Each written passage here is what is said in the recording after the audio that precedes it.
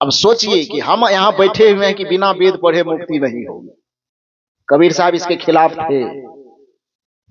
कबीर साहब इसीलिए कहते थे कि इस मुक्ति के लिए, शांति के लिए, कल्याण के लिए वेद का मुंह हमेशा मत देखो। इसलिए जो घरों बना रहे तो पंडित जी से पूछेंगे लगन कब निकल रहा है, मुहूर्त कब निकल रहा है, विवाह करें बेटी का तो मुहूर्त कब निकले, बेटी हमारी, दहेज हम देंगे, दामाद हम लाएंगे, और कुछ हम करेंगे, व्यवस्था हम करेंगे। और दिन तय करने वाला तीसरा आदमी काहे होगा?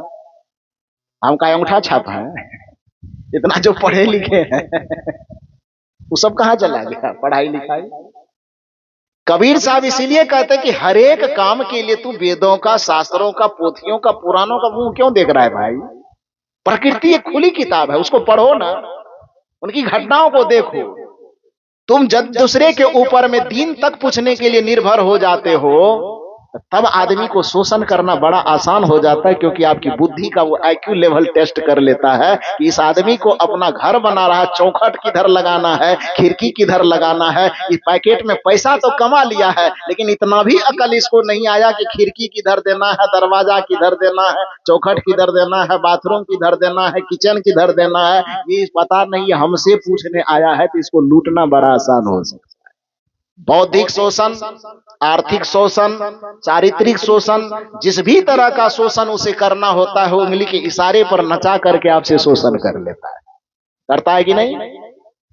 कभी ग्रह के नाम पर, कभी शनि टेढ़ा हो गया, कभी मंगल टेढ़ा हो गया, कभी शनि की दिशा बिगड़ गई, तो कभी गुरु शुक्र में प्रवेश कर गया। क्या गजब बात करते हो यार। सब दिन एक जैसा है, सब रात एक जैसी है। आदमी का कर्म बिगड़ जाए। राम जी के लिए कौन ग्रह में घुस गया था? जो जब मिलने वाला था राजगति, मिल गया वनवास। कौन ग्रह टेढ़ा हो गया? और ग्रह टेढ़ा हो गया तो पंडित जी सब कहां चला गया था? श्मशान घाट।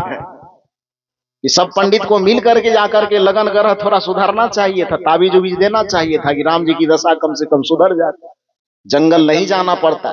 फिर भयंकर दुख जो आना था, दशरथ जी को मरना नहीं पड़ता। दशरथ जी की तीनों पत्नी अर्थात श्री राम जी की जो तीनों माताएं थी, उसको जवानी में विधवा न होना पड़ता। दशरथ जी के प्राण न छूटते, वन राम जी को जाना न पड़ता, सीता जी का हरण न होता। और फिर ये जो रावण बेचारे को साले साल में एक बार जलना पड़ता, वो भी जलने की नौबत नहीं आती। रावण के पूरे खानदान का नाश ही ना होता, सारा झंझट खत्म। एक के चीज में मामला फिट हो जाता कि पंडित जी को बुला के थोड़ा गड़ा लगन ठीक करवा दिया जाता कि ठीक कर दो, राम जी का वनवास किसी तरह टल जाए। लेकिन टाल पाया? टाल पाया क्या है? इससे प्रमाणित क्या होता है? प्रमाणित यही होता है कि दिन कोई खराब नहीं होता, ग्रह कोई खराब नहीं होता, लगन नक्षत्र कोई खराब नहीं होता, आदमी का कर्म खराब होता है। और जब आदमी का कर्म खराब हो जाए तो फिर कोई दुनिया दिन सब अपने जगह पर धरा का धरा रह जाता है। कबीर साहब इसीलिए कहते हैं सब दिन हो न एक समान। कर्म के कारण अच्छा दिन भी बुरा बन जाता है और बुरा दिन भी अच्छा बन जाता है। सब दिन हो न एक समाना। एक दिन राजा रामचंद्र गृह चढ़ के जात विमाना। एक दिन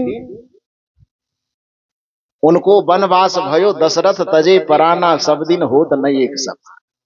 एक दिन राजा हरिश्चंद्र गृह कंचन भरे खजाना। एक दिन भरे डोम घर पानी मरघट गहे निशाना। सब दिन होत न एक समान। एक दिन अर्जुन महाभारत में जीते इंद्र समाना। एक दिन भीलन लुटी गोपिका वही अर्जुन वही बाना। सब दिन होत न एक समाना। एक दिन बालक भये गोदमा। एक दिन भये सयाना। एक दिन चिता जले मरघट में धुआं जात असमाना। सब दिन होत न एक समान। कहत कबीर सुनो भाई साधु यह पद है निर्वाणा। जो यह पद को अर्थ लगावे पहुंचे मूल ठिकाना। सब दिन होत न एक समान। दिन अच्छा और बुरा नहीं होता, व्यक्ति का कर्म अच्छा और बुरा होता है। कर्म अच्छे बुरे होने पर ही उसका भाग का अच्छा होना और बुरा होना निर्भर करता है। इसलिए दीन को सुधारने के फेरा में पंडित जी से जंतर मंतर लेने के चक्कर में कभी मत पड़ना, बल्कि सत्संग और सदगुरु का शरणागति होकर के अपने कर्म को सुधारने का प्रयास करना, विचार को सुधारने का प्रयास करना। जगत में आप जहां भी जाएंगे सब दिन आपके लिए शुभ होगा, हर घड़ी आपके लिए शुभ होगा। इस बात को ध्यान में रखना है। तो मैं कह रहा था कि प्रकृति एक खुली किताब है जिसको पढ़ने वाला व्यक्ति कभी वेद शास्त्रों का मोहताज नहीं होता। दत्तात्रेय की चर्चा चल रही थी। दत्तात्रेय ने पूरे प्रकृति को अपना गुरु बनाया। जैसा बचपन में पढ़ाया गया हम लोगों को, फूल को गुरु बना लो और हंसना सीख लो, धरती को गुरु बना लो और इससे सहनशीलता सीख लो, जल को गुरु बना लो उससे तरलता सीख लो। दत्तात्रेय ने भी यही काम किया कि किसी व्यक्ति को, किसी ग्रंथ को अपना गुरु नहीं बनाया, बल्कि प्रकृति की घटने वाली घटना को उन्होंने गुरु बनाया। और घटना का जिक्र तो नहीं करूंगा, एक घटना का जिक्र मैं करता हूं जो आपकी और हमारी दृष्टि में सामान्य बात हो सकती है। दत्तात्रेय के लिए वो मुक्ति का मार्ग कैसे खोल देता है, सुनिए। सुनाऊं? इजाजत है? इजाजत है तो सुन लीजिए। एक सामान्य सी घटना, दत्तात्रेय जी रास्ते से जा रहे थे। जाते जाते अचानक उसको शायद गर्मी लगी हो या प्यास लगी हो, एक पीपल के वृक्ष के नीचे वो बैठ गए। संजोग से जहां पर वह बैठे थे उसी के बगल में अपने दरवाजे पर या आंगन में एक माता जी चूरा कूट रही थी। चूरा कूटना समझते हैं? चूरा समझते हैं? क्या कहते हैं उसको? चिवरा कहते हैं। पोहा जिसका बनाते हैं, पोहा कहते हैं, पोहा कहते हैं, पोहा। हाँ, तो उस क्या बोलते हैं? चिवरा बोलते हैं। अब वो तो हमसे बोलाएगा भी नहीं, अब जी लटपटा जाएगा तो आप लोग हंसिएगा, ये वो समस्या है। आप लोग जो कहते हैं वो कहिए। तो वही चूरा कूटने के लिए एक माता जी अपनी ओखल, आज तो लोग मशीन में कुटवाते हैं ना, उसको बनवाते हैं, लेकिन पुराने जमाने में लोग उखल रखते हैं। क्या ओखल ही उखल, उसमें जो कूटते हैं उसको क्या बोलते हैं? मोसल। ओखली तो वो न हुआ, ऊपर से कूटने वाले को मोसल बोलते हैं। मोसल, मोसर जो भी हो, हम लोग बिहार में उसको समाठ बोला जाता है। उखली और समाठ, इधर ओखल और मुसल, यही मुसड़, जो भी बोले अपना समझते रहे। तो उससे वो कूट रही थी एक माता जी। तो बार बार जो उसको हाथ को ऊपर और नीचा करना पड़ता था, सुहागन होने के नाते उसके हाथ में पूरा चूड़ी भरा हुआ था, कंगन।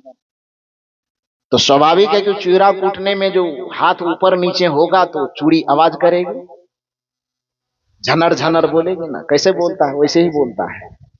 हाँ, झनर झनर खनकती है आवाज। तो वो जो आवाज कर रही थी, अब दूसरी बात, उसके घर्षण से उसके चमड़े पर असर पड़ रहा होगा। तो वो माँ जो चूड़ा कूट रही थी, उसने एक युक्ति निकाली। इस घटना को दत्तात्रेय जी वृक्ष के नीचे बैठे बैठे चुपचाप देख रहे हैं। देखिए एक संत की दृष्टि, एक विवेकी की दृष्टि क्या होती, कैसे एक सामान्य सी घटना से मुक्ति का सूत्र निकालता है। दत्तात्रेय जी से सीखिए, कबीर साहब से सीखिए कि जिस तार के खजूर के वृक्ष को हमने तारी चुवाने का एक माध्यम बनाया, उसी तार के गाछ को कबीर साहब ने वेद का सूत्र कैसे बना दिया कि बड़ा हुआ तो क्या हुआ, जैसे पेड़ खजूर पंथी को छाया नहीं फल लागे अति दूर। एक वेद का मंत्र बना दिया कबीर साहब ने। जिस चक्की को हम कूटने पीसने दाल दररने तक, दाल को मसलने का हमने एक आधार बनाया, कबीर साहब के नहीं, वो दालें मड़ोड़ने तक उसको मत रखो, उसको वेद तक पहुंचाओ। चलती चक्की देख के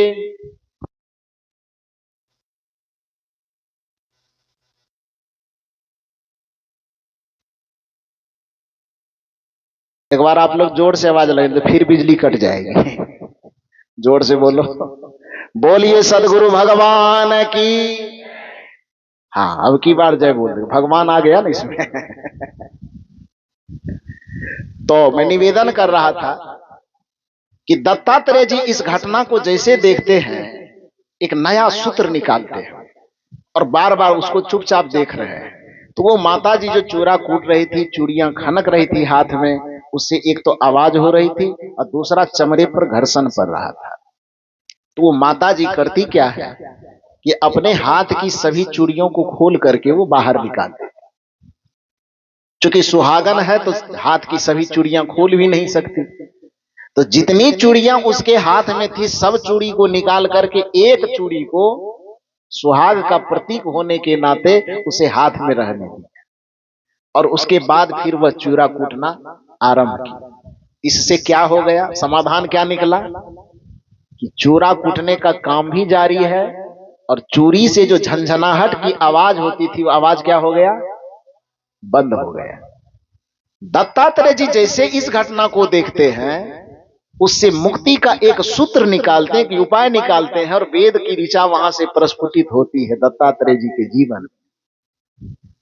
वो खुशी से झूमने लगे, और झूमते झूमते अपने कुटिया में आए और कहा, पुकार करके कहा कि आज मुझे मुक्ति का उपाय, मुक्ति का मंत्र मिल गया है। लोगों ने पूछा क्या मिला, कहा मुक्ति का मंत्र यही मिला कि एक चूड़ा कूटने वाली माता थी, उसके हाथ में चूड़ी झनर झनर की आवाज कर रही थी, ऊपर नीचा हाथ करने के क्रम में, तो मैंने देखा कि उस आवाज को, झंझट को, झंझनाहट को खत्म करने के लिए उसने हाथ की सभी चूड़ियों को निकाल करके बस एक चूड़ी को अकेला कर दिया। तो बस लोगों ने कहा कि इसमें कौन सा युक्ति मिल गया आपको। दत्तात्रेय ने कहा कि इसमें मुझे युक्ति यह मिली कि जैसे विभिन्न चूड़ियों के बीच में रह करके एक चूड़ी भी सबकी टकराहट से, घर्षण से आवाज करती है, खनकती है, उसी तरह से हमारी एक आत्मा भी विभिन्न भोग विषय और इंद्रियों के संपर्क में रहने से ये दुख का आवाज, चचियाहट की आवाज, पीड़ा और परेशानी की आवाज करती है। जैसे वह माता ने अपने हाथ से समस्त चूड़ियों को खोल करके एक एक करके अलग कर दिया और एक चूड़ी को अकेला कर दिया, तो उसकी आवाज खत्म हो गई, उसकी झंझट खत्म हो गई। उसी तरह से जो साधक ध्यान करके, भजन करके, साधना करके, सत्संग करके अपने मन से, अपने इंद्रियों से, अपने बुद्धि की वृत्तियों से, अपने मन के लंपटताओं से आत्मा को अलग कर देगा, आत्मा को अकेला कर लेगा, वो जन्म मरण के बंधन से सदा सदा के लिए मुक्त हो जाएगा और आवागमन के चक्र से छूट जाएगा। यही उपाय मैंने पाया। जैसे सभी चूड़ियों के बीच से एक चूड़ी को अकेला निकल दिया जाए तो झंझनाहट खत्म हो जाएगी। सदगुरु कबीर की भाषा में कहें, संतो घर में झगड़ा भारी, रात दिवस मिली उठी उठी लागे, 5 घुटा एक नारी। ये घर का जो झगड़ा है, ये घट का जो झगड़ा है, मन और इंद्रियों के जो विषय में फंसे होने के कारण मन इंद्रियों का जो झगड़ा इस आत्मा को सहना पड़ रहा है। दत्तात्रेय जी कहते हैं कि जिस तरह से सभी चूड़ियों को निकाल करके बस एक चूड़ी को बचा करके रख लिया गया, उसी तरह से मन, वाणी, इंद्रियों से अपने आप को मुक्त करके जिस दिन आत्मा को अकेला कर लिया जाएगा और आत्मा को स्वरूपस्थ कर लिया जाएगा, मन इंद्रियों से परे कर लिया जाएगा, उस दिन आदमी मुक्ति को पा जाएगा, शांति और गति को पा जाएगा। यही जीवन का लक्ष्य है, यही मानव जीवन का उद्देश्य है। तो कहने का ये मतलब है कि हमें यदि सीखने का बोध प्राप्त हो तो हम प्रकृति में किसी भी जगह से सीख सकते हैं। इसके लिए हमें संत का के शरणागत होना, संत से परख दृष्टि प्राप्त करना परम आवश्यक है। ये कहानी कहना नहीं था, ये तो बीच में आ गई। जो कहानी कहना था वो तो छूट गया ना, तो उसको छोड़ ही दूं कि उसको पूरा कर दूं? वो कहानी कह दूं क्योंकि 5:15 बजने चला है। ये कहानी बोलूं कि छोड़ दूं, आप लोग बताइए। बोल दो, 5 मिनट इंतजार कर सकते हो तो कर लो। तो इसको मैं कह रहा था, मैं क्या कह रहा था कि संत के शरण में आने वाले व्यक्ति का भय इतना समाप्त हो जाता है कि काल भी उसको विचलित नहीं कर सकता, उसको भटका नहीं सकता। कैसे? तो रामचरितमानस का एक उदाहरण मैं आप लोगों को सुनाना चाह रहा था। सुनने की इजाजत आपने दी कि सुनाइए, तो मैं सुना रहा। रामचरितमानस की वह कथा आप जानते हैं कि विभीषण रावण के नगर में रह रहा है। रावण यहाँ काल का प्रतीक है, क्योंकि वो काल का ऐसा रूप है कि चलत दशानन डोलत धरनी की बात कही जाती है कि दशानन का प्रकोप इतना ज्यादा है कि वो धरती पर जिधर से गुजर जाते हैं तो लोग थरथरा जाते हैं। तो इसलिए रामचरितमानस में उसको काल का प्रतीक माना गया। उस काल की नगरी में रह करके विभीषण जी बड़ा भयकंपित रहते थे, थरथराते रहते थे। भगवान का नाम लेने तक में भी कहता उसको डर लगता था। लेते भी थे तो छुप छुप करके लेते थे, कहीं कोई देख न ले, सुन न ले, और ये शिकायत कदाचित रावण के पास पहुंच गई तो हालत खराब कर देगा। संजोग की बात हुई। देखिए, एक बात और ध्यान रखिए, यह कथा इस चीज को भी सिद्ध करती है कि कुछ लोग कहते हैं कि हम बिना संत के शरण में आए भी भक्ति कर लेंगे तो काम चल जाएगा। बिना संत के शरण में आए, बिना गुरु के शरण में आए, भगवान का नाम लेंगे, माला जपेंगे, टीका लगाएंगे, मंदिर में जाएंगे, पान प्रसाद चढ़ाएंगे, काम चल जाएगा। ये कहानी यह सिखाती है कि आप चाहे पूजा पाठ धर्म के नाम पर कुछ भी कर रहे हो, लेकिन बिना संत से युक्ति जाने, बिना गुरु के शरण में यदि आप करते हैं तो भगवान का नाम लेना भी आपको भय से मुक्त नहीं कर सकेगा, आपको डर से मुक्त नहीं कर सकेगा। आप कह सकते हैं कैसे? तो आप यह कथा सुनिए और समझने का प्रयास कीजिए। विभीषण रावण के नगर में रह रहा है, वो भगवान का नाम ले रहा है कि नहीं ले रहा है? पहले से ले रहा है ना, लेकिन भगवान का नाम कितना भी लेने पर वो रावण के डर से मुक्त हो सका है? डर से थर थर करता है कि नहीं? तो भगवान का नाम, भगवान की पूजा, भगवान का माला जपना या भगवान का चिंतन करना, उसको भय से मुक्त कहां कर पाया? नहीं कर पाया ना। फिर मुक्त कब हुआ? जब संत की संगति मिली। संत कौन? हनुमान जी मिली ना। हनुमान जी को देवता मत बना दीजिएगा। तो रामचरितमानस में लिखा हुआ है कि पुण्य पुंज बिन मिले ही न संत। विभीषण ही कहा है कि आज मेरे पुण्य का उदय हो गया, हे हनुमान आप जैसे संत का दर्शन हुआ। अब भरोस मोहि भय हनुमंता, अब पुण्य पुंज बिन मिला ही ना संता। यही न कहा विभीषण जी, अब मेरे सामने आ गए तो हे हनुमान, अब मुझे बड़ा भरोसा हुआ हृदय से कि आप आ गए हैं तो कुछ अच्छा होगा, क्योंकि पुण्य पुंज बिन मिला ही ना संता। तो हनुमान जी को वहां देवता की श्रेणी में विभीषण नहीं रखा है। किस श्रेणी में रखा है? थोड़ा जोर से बोल दीजिए। संत की श्रेणी में रखा। अब भरोस मोहि भय हनुमंता, अब पुण्य पुंज बिन मिला ही ना संता। हनुमान जी हम लोगों के कैटेगरी में, आप लोग जबरदस्ती उसको मंदिर में खड़ा करते हैं। हाँ, रामचरितमानस कहता है वो संतों की श्रेणी में, अखंड बाल ब्रह्मचारी। और रामचरितमानस में भी उसको संत कह करके ही पुकारा गया है। तो विभीषण कहते हैं कि आज मुझे संत का दर्शन हो गया। इसका मतलब यह है कि हनुमान के दर्शन से पहले भी विभीषण राम जी के भजन कर रहे थे कि नहीं कर रहे थे? पूजा पाठ माला जब जो भी करता हुआ करते थे, लेकिन डर से, भय से, पीड़ा से, परेशानी से भगवान का नाम लेने के बाद भी उससे उसको मुक्ति नहीं मिली। जब हनुमान का साक्षात्कार हुआ, यानी एक संत का दर्शन हुआ, यानी एक संत की शरणागति मिली, जो अभी आपको मैंने शायरी में कहा कि मशहूर होना पर मगरूर न होना, दौलत के नशे में कभी चूर न होना, जीवन में चाहते हो सदैव सफलता और शांति, तो संतों के चरण से कभी दूर न होना। इतना दिन से विभीषण दूर था एक संत से, आज पहली बार उसको संत का दर्शन होता है। और जैसे ही हनुमान जी का दर्शन होता है एक संत के रूप में, उसी क्षण से जो भक्ति विभीषण की आरंभ होती है तो उसका भय मुक्त हो जाता है, डर खत्म हो जाता है। और आज तक जो विभीषण छुप छुप करके माला जपता था, नाम लेता था, आज पहली बार संत का दर्शन होने से उसके चित्त से भय ऐसा गायब हुआ, मृत्यु का भय, पाप का भय, डर, लालच, जो कुछ भी उसके मन में था, उस सारे दबाव से ऐसा वह मुक्त हुए कि आज पहली बार अपने घर के चौखट पर राम राम लिखना शुरू कर दिया, खुल्लम खुल्ला। दोनों चौखट पर, एक चौखट पे लिखा राम, दूसरे पे भी लिखा राम। गुप्तचर जो बेचारा देख रहा था, फटी आंख से देखा, दौड़े दौड़े गया रावण के पास, महाराज अनर्थ हो गया। आज तक तो केवल गुप्त सूचना मिलती थी कि विभीषण आपके खिलाफ है, आपके दुश्मन का नाम जपता है, लेकिन आज तो बातें खुल्लम खुल्ला हो गई। क्या खुल्लम खुल्ला हुआ? आपके अपने चौखट पर आज लिखित कर दिया है राम और राम। रावण ने कहा ऐसा क्या? कहा नहीं, तुम झूठ बोलता होगा, विभीषण इतना कैसे हो जाएगा, निडर कैसे हो जाएगा? गुप्तचर ने कहा कैसे हो गया ये तो पता नहीं, लेकिन निडरता उसमें आ गई है, और उसने खुलेआम अपने दरवाजे पे राम राम लिख डाला। रावण ने कहा कि मैं यकीन नहीं करूंगा। गुप्तचर ने कहा नहीं यकीन होता तो आप खुद चल करके देख लीजिए, प्रत्यक्षम किम प्रमाणम, प्रत्यक्ष को प्रमाण की क्या आवश्यकता है।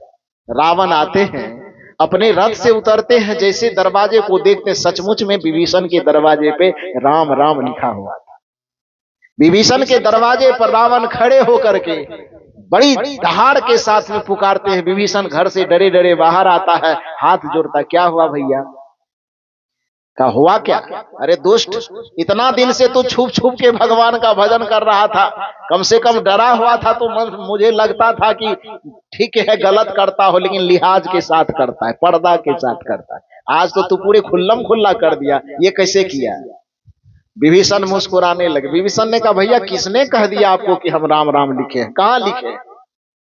रावण को और क्रोध थोड़ा सा हाय हुआ, बीपी। उन्होंने कहा पागल कहेगा, कौन कहेगा जी, ये चौखट पे लिखा दिखाई दे रहा है, मेरा आंख खुद देख रहा है, और फिर भी तू कहता है कि कौन कहेगा? या कहने की क्या जरूरत है?